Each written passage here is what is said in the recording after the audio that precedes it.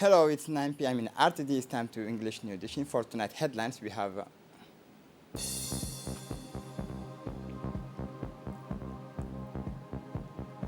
Djibouti ends dialogue on a high note.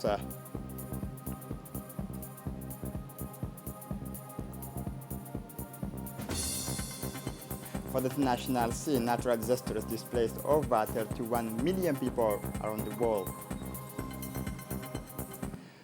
Welcome to our newsroom. The President of the National Assembly, Mohamed Ali Mohamed, received in the morning of Thursday, September 2, 2021, Mr. Hu Bin, the new ambassador of the People's Republic of China to the Republic of Djibouti. During this audience, the cooperation between the People's Republic of China and the Republic of Djibouti was at the heart of the exchanges between the two men. This visit, which is also a contact, is part of the approach, and the new ambassador of China accredited to Djibouti to take languages with the various authorities. In addition, the meeting focused on the review of the existing cooperation relations between the two countries and ways to further strengthen them. The President of the National Assembly, Mohamed Ali Mohamed, said that the Republic of Djibouti has always considered China as a leading partner with which we should deepen our strategic partnership in all areas, especially the links between the two brotherly peoples. In the morning, the President of the National Assembly, Mohamed Ali Mohamed, accompanied the Minister of Budget, Abdul Karim Adencher, launched a vast campaign of cleaning operation in the city of Djibouti. The objective was to make Djibouti a place where it is good to live, and erase the images of dirtiness that sticks to our capital. On the other hand, the direction of the road, the prefecture of the city, the town hall of the city, the coast guard, and the directions of the hotel of taxis. Also, the young associations committed themselves to accompany these initiatives by putting at the disposal the equipment and materials which allow to have a clean set city. This initiative is in line with the policy set up by the President of the Republic, which aims to make every effort to promote hygiene and cleanliness of the city of Djibouti. The President of the National Assembly, Mohamed Ali Mohamed, and the Minister of Budget, Abdul Karim Adencher, who made this morning a remarkable work for the operations of cleaning in the various places of the city, such as the National Assembly, the Ministerial City, the Palace of the People, and in front of the direction of the hotel of the taxis.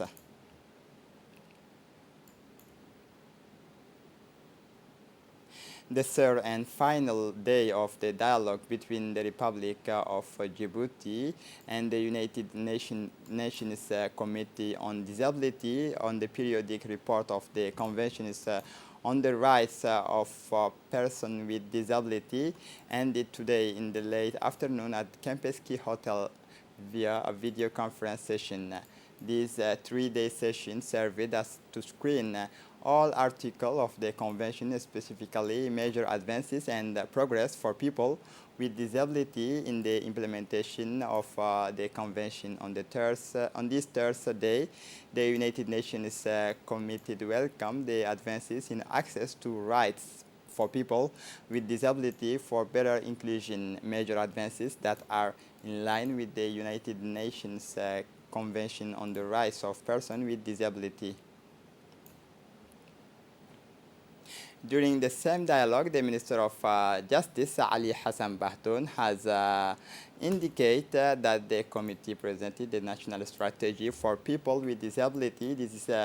This strategy intends to give these people assurance concerning their dignity, equal treatment, and full participation in society by eliminating material barriers, stigma and prejudice that weigh on their existence in all its aspects.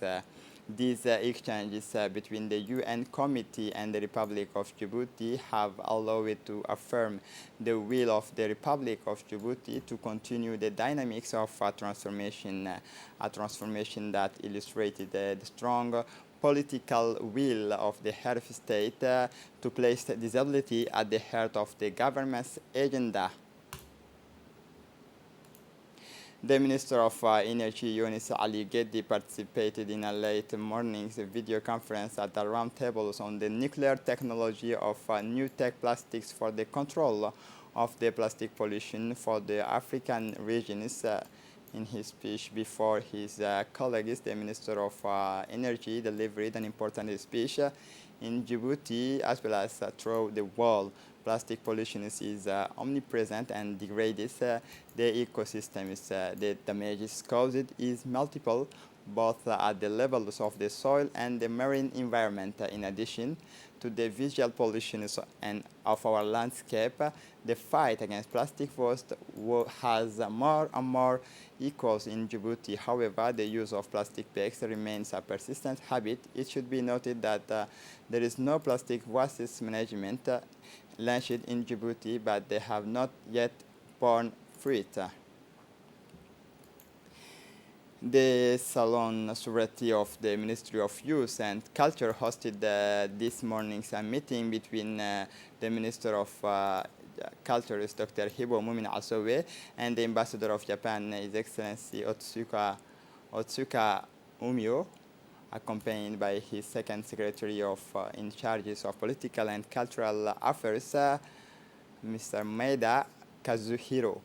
Note that this first meeting between the two state officials, which took place in the presence of the technical advisors and the director of project and planning, focused on the excellent cooperation relationship between the two countries. The ambassador, who spent 40 years in the Japanese Navy, hence the nicknames of the Man of the Sea, said that he had been a member of the Japanese Navy for many years. The ambassador, who spent in the Japanese Navy, having the various projects that Japan carried out in Djibouti in general and for the youth department in particular. A meeting was held today, Thursday, September 2, at the 1st District between the various government representatives and the inhabitant of the neighborhood 4, chaired by the sub-prefect of the 1st District, Mr. Abdi Hassan. The meeting was attended by the president of the neighborhood 4, representative of the different sections such as EDR, UVD, ONIADA, and police, gendarmerie, EDD, as well as the real estate company and the inhabitant of the neighborhood 4.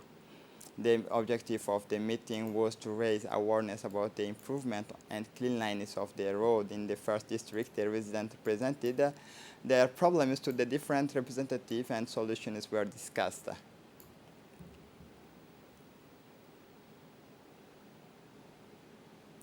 The national football team begins this Thursday, September 2, the qualifier for the World Cup 2022 to be held in Qatar. The Sharks of the Red Sea will face the Algerian team at 10 p.m. At the stadium of Mustafa Chakir of Blida in Algiers, capital of Algeria. A meeting of the 13th in the FIFA rankings, which plays at home in addition against the 182 nation of soccer of football, but the Red Sea Shark should have a positive result in this football meeting. The qualification to the next World Cup is the number one objectives of the national football of Djibouti team and the last performance of our team. The Red Sea Shark is in group which also consists of Burkina Faso and Niger.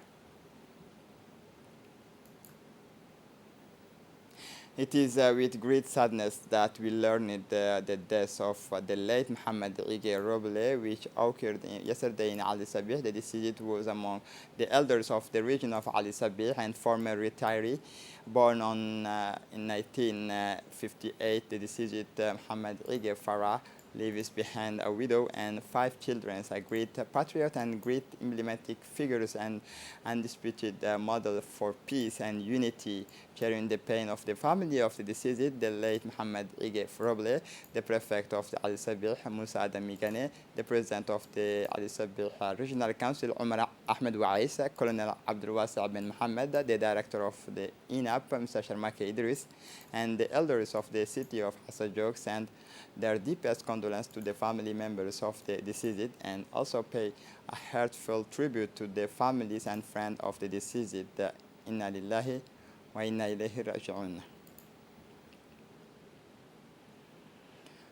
For the international scene, Egypt, which has begun manufacturing vaccines from Chinese laboratory Sinovac, plans to produce 1 billion vaccines per year, which would make it the largest producers of vaccines in the Middle East and Africa, following an agreement with the Chinese company.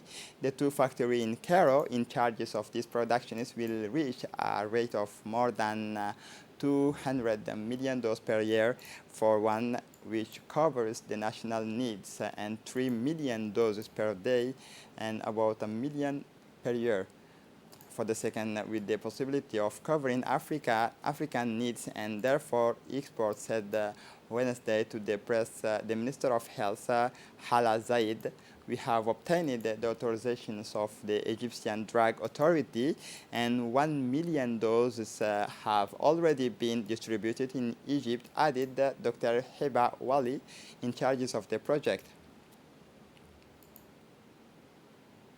The World Meteorological Organization announced on Wednesday that 31 million people were displaced by natural disasters last year, including those related to climate disaster that hit the world 4 to 5 times more often and causes 7 times more damages than in the 1970s, according to the report of the United Nations Weather Agency. The bad news is that economic losses have increased very rapidly and that growth is expected to continue. We are going to see an increase in weather extremes as a result of climate change, and these negative climate trends will continue anyway in the coming decades. If we can mitigate the effects of climate change, we can stop these negative trends by about 260, and if we are the lucky ones, we could limit it warnings to 1.5 degree. Petri Tila, Secretary General of the World Meteorological Organization, said. This is it for the news. Thanks for watching us. Have a good evening.